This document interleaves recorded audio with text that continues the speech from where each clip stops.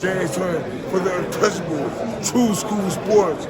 Let's go, baby. Bow! Be careful what you wish for because it can become a reality. Yeah. The untouchable True School Sports Empire proudly presents something the boxing game's missing. Hey, what's going on? It's your boy BT. I came here to talk some boxing with the thousands of True School Sports subscribers.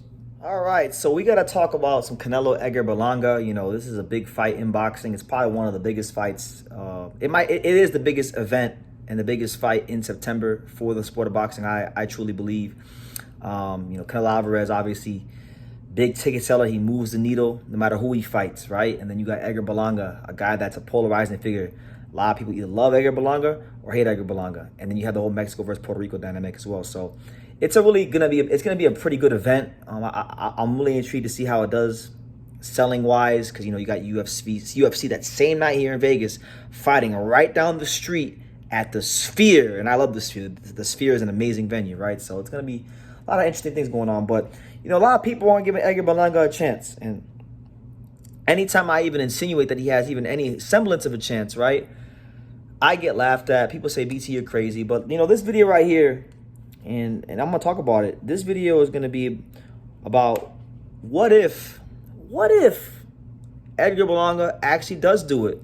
What if he does upset Canelo Alvarez? What if he does the unthinkable? Because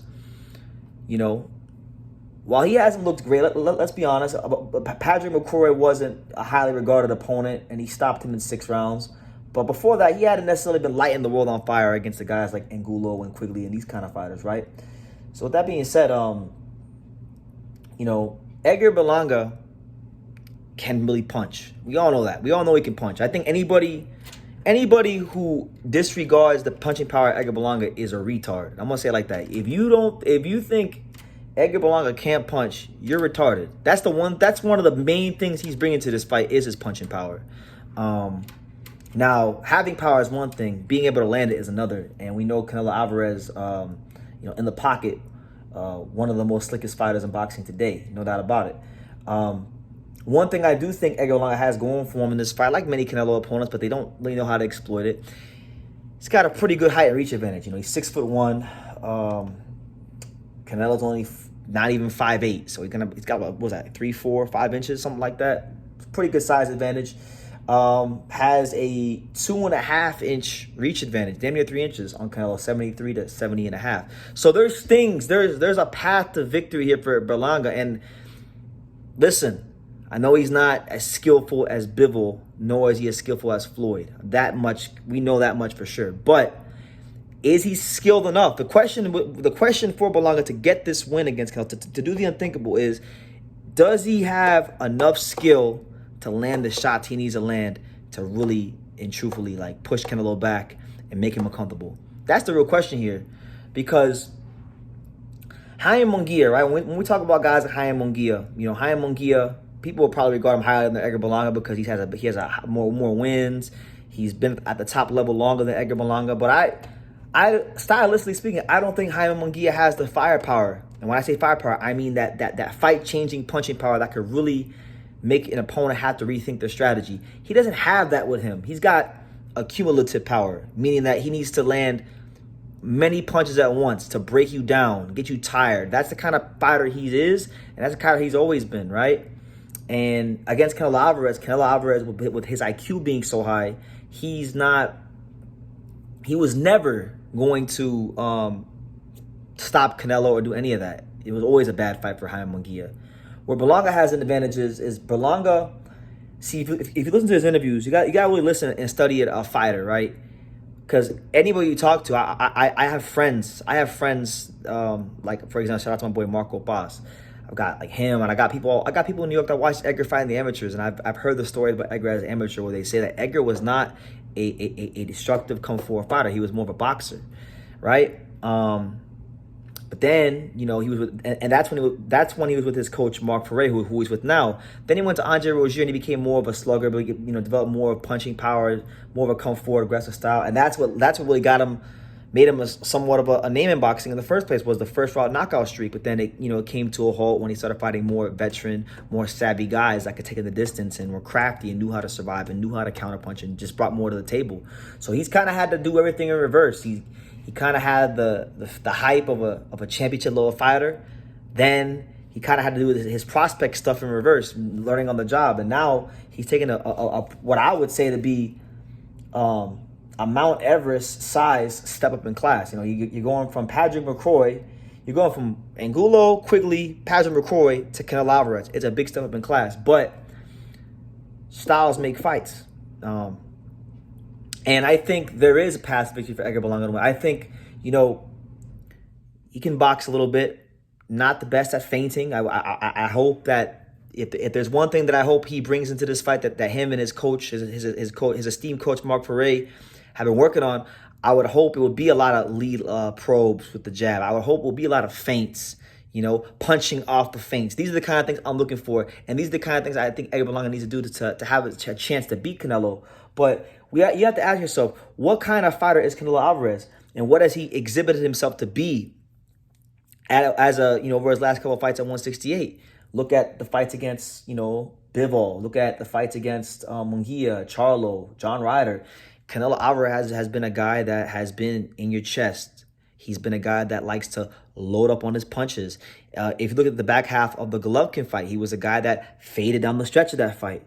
Canelo Alvarez is a great fighter, and one day he will have his rightful place in Canada as a Hall of Famer. But make no ifs, make no ands or buts about it. No qualms. Let there be no qualms about it. He is still a fighter that likes to fight in spurts, and he is a guy that you can bank and win rounds against. You see what I'm saying?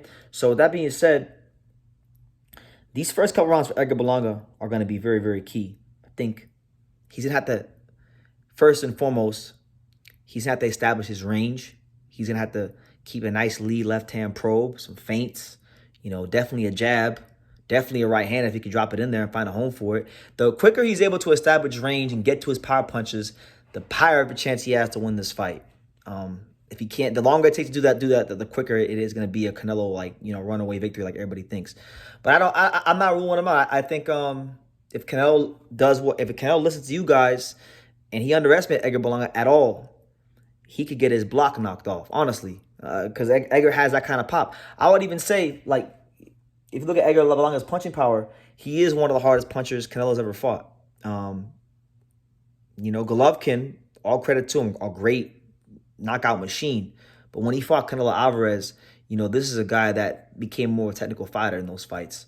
I don't think Edgar Berlanga. I think Edgar Berlanga is going to be a technical fighter, but I do think he's going to put some heat behind them punches, and I do think he's going to try. I don't know. I don't think he's going to win. I'm not picking him, but I think he's going to try to hurt Canelo Alvarez, and that's more than I can say for a lot of Canelo opponents. Because you look at a lot of the guys he's fought, and especially his last couple of fights.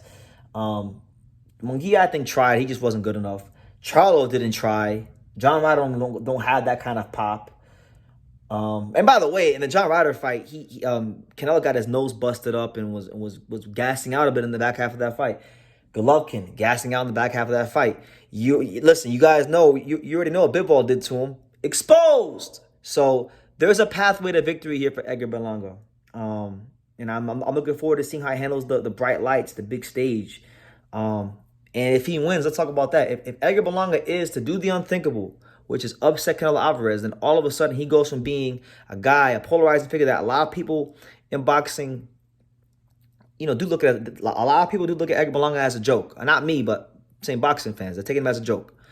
He goes from that to being quite possibly, and I wouldn't even say quite possibly, I would say he beats Canelo Alvarez, he becomes the biggest Puerto Rican fighter in boxing since Miguel Cotto. And I know there's this debate about whether he's really Puerto Rican or not, because he's a New York Rican. He's not a Puerto Rican. But listen, he's got Puerto Rican heritage. He's got Puerto Rican fans. He's got a fan base, and a lot of them are Puerto Rican. I've seen it myself. I've gone to his fights. So I'm not writing him off. I think this is a fight Canelo definitely should win, because he's the more experienced, skilled fighter. But he's also an older fighter who does have stamina problems at times, does fight in spurts, does become overly reliant on his power. And at the end of the day, he is fighting somebody who's 27 years old, who's got a reach advantage, who really does have fight-changing punching power.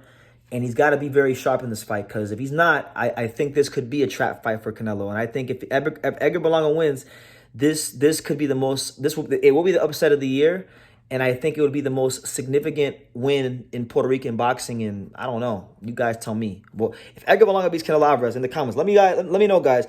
What's the most significant win that Puerto Rican boxers had before this one? Because he would become an instant superstar overnight. You know, Canelo Alvarez has never lost to a Puerto Rican fighter. He'd be the first and the only fighter to beat Canelo Alvarez. And I think at that point, if Canelo loses to Edgar Berlanga, you might even get a retirement out of him, and that could be it. So, look, don't underestimate Berlanga. You know, he's got 17 knockouts in 22 fights. He had 16 in the first round. You know, and look, crazy enough, right? Crazy enough. I'm gonna end the video on this note, but even in that, everybody likes to focus on that 5-fight stretch where he wasn't getting knockouts. You know, in the fight against, what was it, Quigley? You know, Quigley, durable guy, savvy guy. I know he's a guy that Demetrius Andrade knocked out in, like, what was it, 1 or 2 rounds? But he dropped Quigley multiple times in that fight. When he fought Angulo, he had Angulo, you know, buzzed and hurt a couple times. Angulo's a very tough, durable guy.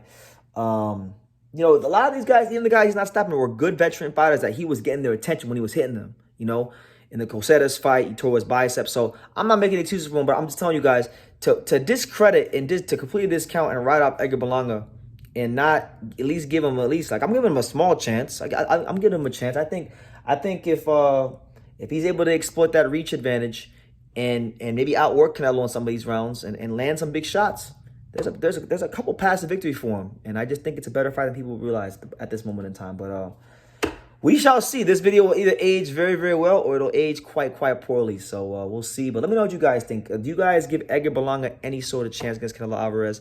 If so, let me know why. If not, please let me know why. It'd be a lot of fun. Can't wait for the fight. God willing, you know, I'm going to apply for my press pass. God willing, I get accepted and get to be able to cover it, because it's going to be a really good card and, you know, definitely a fun event. I never covered a big-time Mexico versus Puerto Rico fight, so it'll be a big first for me if I could get it. But let me know what you guys think in the comments down below. Make sure you guys take the time to subscribe. And like I say in every single one of these videos, you can love me or you can hate me, but I'm just a kid from Dania. So until next time, take care, guys. Thank you for watching another video on the untouchable True School Sports Empire. I'm at the Boxing Hall of Fame out here in Canada, New York. And for more great boxing content just like this video, make sure you click and subscribe right over here.